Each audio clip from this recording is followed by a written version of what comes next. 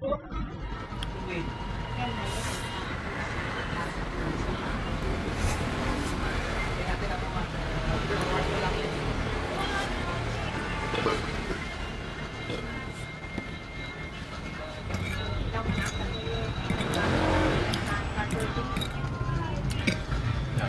sa trabaho kasi ngayon,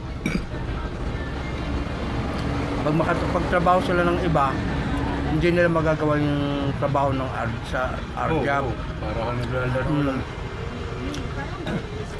Hindi nila ano. No?